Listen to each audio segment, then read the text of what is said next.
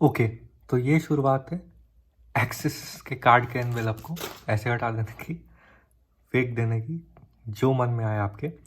और ये है एक्सिस क्रेडिट कार्ड्स का डिवैल्यूएशन। बहुत सारे क्रेडिट कार्ड्स का डिवैल्यूएशन हुआ है, अभी तक मुझे जितना डेटा मिला है उस हिसाब में। और भी कार्ड्स का हुआ है, तो प्लीज़ मतलब अगर आप लोग शेयर करोगे तो मैं आगे भी शेयर कर सकता हूँ। बेसिकली मुझे सबसे पहले जिसका एयरटेल कार्ड का हुआ था उसने बताया। उसके बाद जैसे ही मैंने वो वीडियो पोस्ट कर दी उसके बाद कमेंट्स आने लगे कि और भी कार्ड का हुआ है। एक कमेंट में किसी ने हेल्प की कि भाई सेलेक्ट कार्ड का भी हुआ है, ये सारे है। फिर मेरे फ्रेंड का मैसेज आया कि फ्लिपकार्ट कार्ड का भी हुआ है। तो फिर मैंने ये लिस्ट तैयार की और ये शेयर कर रहा हूँ। इसमें सबसे पहला पॉइंट ये है, लाउंज एक्सेस जो है वो एक्सेस के मैक्सिमम कार्ड्स सिर्फ 3 कार्ड को छोड़ के बाकी सारे कार्ड्स के लिए फर्स्ट में से चेंज हो गया है। तो उसकी अलग आप या वीडियो आ जाएगी या लास्ट में मैं आपको वो छोटी सी लिस्ट दिखा दूंगा। लेकिन लाउंज एक्सेस मैक्सिमम कार्ड्स के लिए चेंज हो गया है। स्पेंड बेस्ड हो गया है वो बेसिकली, कि आप 3 क्वार्टर में 1 क्वार्टर में इतने खर्च करो फिर ही आपको लाउंज एक्सेस मिलेगा, ये है शॉर्ट में।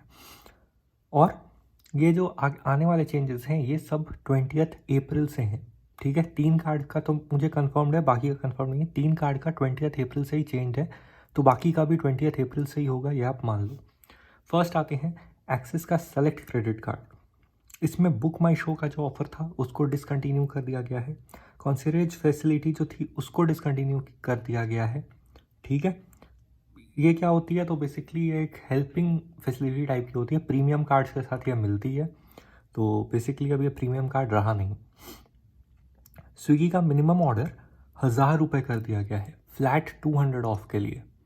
ठीक है, पहले ये सिर्फ 500 था, तो 500 पे 200 यानी 40% से ऊपर का ऑफ था, और अब ये सिर्फ 20% का ऑफ रह गया है। ठीक है, बिग बास्केट पे मिनिमम ऑर्डर 3000 रुपये कर दिया गया है, जो कि पहले 2000 था। तो यहाँ भी आप समझ जाओ, और फ्लैट 500 उसको चेंज नहीं किया गया है, तो उसमें भी आप समझ जाओ कि 10% से ऊपर का डिफरेंस आ गया है। एक्सिस एस के ऊपर चलते हैं, दूसरा जो कार्ड है जो डी वैल्यू हुआ है। मैंने जल्दी में बनाया तो यहाँ से ये मिसिंग हो गया, कार रह गई है बेचारा। खैर, 1.5% कैशबैक मिलेगा और ऑन स्पेंड्स, ये भी सोर्सेज मत पढ़ो, स्पेंड्स पहले 2% हुआ करता था, तो ऑफलाइन के लिए अभी भी ये थोड़ा सा बेटर है एज अ पेड कार्ड। लेकिन 2% था पहले, जो कि बहुत अच्छा था। अब ये सिर्फ 1.5% रह गया है एडिशनल स्पेंड्स पे या ऑफलाइन स्पेंड्स को अगर आप कैलकुलेट करते हो।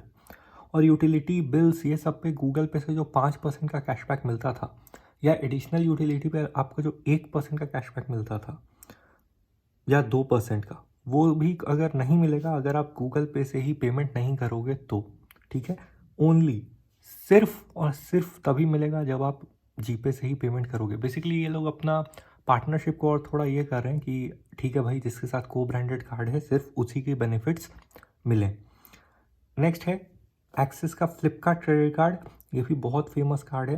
ठीक है, इस पे 1% कैशबैक ऑन ऑल स्पेंड्स, मतलब बाकी स्पेंड्स फ्लिपकार्ट और इसके प्रेफर्ड पार्टनर्स को छोड़ के, और ऑफलाइन ये सब पे पहले 1.5% का कैशबैक मिलता था, जो कि थोड़ा सा बेटर था 1% से। 1% कैशबैक होने में क्या इशू है कि 1% कैशबैक तो आपको लाइफ टाइम फ्री कार्ड्स में भी मिल जाता है। ठीक है, तो आप फिर इसको मतलब क्या हिसाब में कंपेयर करोगे, अब सिर्फ फ्लिपकार्ट पे स्पेंड्स के लिए आपको 500 प्लस जीएसटी की फीस देनी है। क्लियर है इश्यूज। नेक्स्ट है एक्सिस का फ्री चार्ज क्रेडिट कार्ड। इसमें क्या चेंज है, इसमें भी वही है कि कैशबैक ऑन यूटिलिटी बिल्स तभी मिलेगा जब आप फ्री चार्ज से पेमेंट करोगे। अगर आप और कहीं भी पेमेंट करो, डायरेक्ट करो, किसी और ऐप के थ्रू करो, क्या भी करो, कुछ भी नहीं मिलेगा।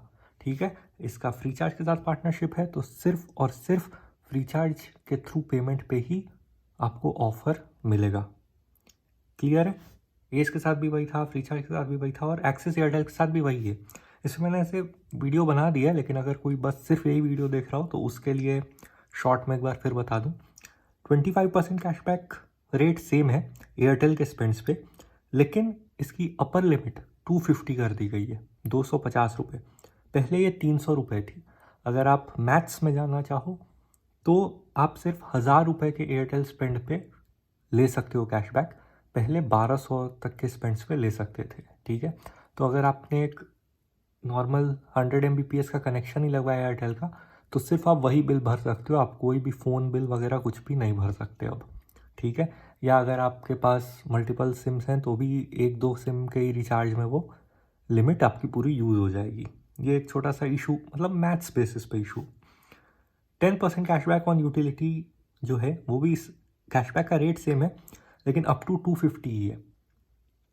पहले ये 300 था, तो 10% के हिसाब से सिर्फ 2500 का यूटिलिटी बिल। अब देखो 2500, तो अगर आपकी 3-4 लोगों की फैमिली है तो इलेक्ट्रिसिटी बिल, एसी वगैरह का थोड़ा भी यूज़ है तो वो आता ही है, ठीक है। वो कोई बहुत बड़ी बात नहीं है। इलेक्ट्रिसिटी का रेट भी थोड़ा हाई हो गया आजकल, खासकर बड़े शहरों में, तो वो भी अब उतना लुक्रेटिव नहीं रहा। पहले ये 3000 रुपये तक था। फिर इसमें भी वही है, क्योंकि ये एक्सिस एयरटेल के साथ पार्टनरशिप में है, तो आपको सिर्फ और सिर्फ कैशबैक यूटिलिटी बिल्स पे तभी मिलेगा जब आप एयरटेल थैंक्स ऐप के थ्रू पे करोगे। इसमें एक चीज़ अच्छी है कि इसमें जो 10% कैशबैक ऑन स्विगी, जोमेटो और बिग बास्केट ही पार्टनर्स है, उसको चेंज नहीं किया गया है। तो भाई उसको अभी चेंज नहीं किया गया तो अच्छा है, नहीं तो और भी इस कार्ड की वैल्यू गिर जाएगी। अब आते हैं, दो चीज़ बता देता हूँ अब। हाँ, और जो फ्यूल सरचार्ज वेवर था वो 1% है, जिस कार्ड पे था 1%, और मिनिमम फ्यूल यूजेज आपको करनी है फ्यूल पे 400 रुपीज़ की, मतलब मिनिमम 400 रुपये का आपको पेट्रोल डीजल कुछ भी लेना ही होगा, तो ही आपको 1% का वेवर मिलेगा। लाउंज की मैं लिस्ट दिखा देता हूँ, उससे पहले एयरटेल वाला एक बार प्रूफ दिखा दूँ, क्योंकि ईमेल भी मैंने फॉरवर्ड करवा ली है। तो उस पर जो स्विगी जोमेटो वाला ऑफ़र है उसको चेंज नहीं किया गया है, तो 1 सेकंड में मैं आपको ईमेल पे दिखा देता हूँ वो, ठीक है। ये देखो, ये ईमेल है, ये फॉरवर्डेड ईमेल है। तो ये 10% cashback on Swiggy Zomato up to 500 ही है अभी तक, क्लियर है। और ये सब देखो 250 हो गया है, लेकिन ये चेंज नहीं हुआ है। अब चलते हैं, आपको लाउंज का मैं दिखा देता हूँ लिस्ट और क्या डिफरेंस है।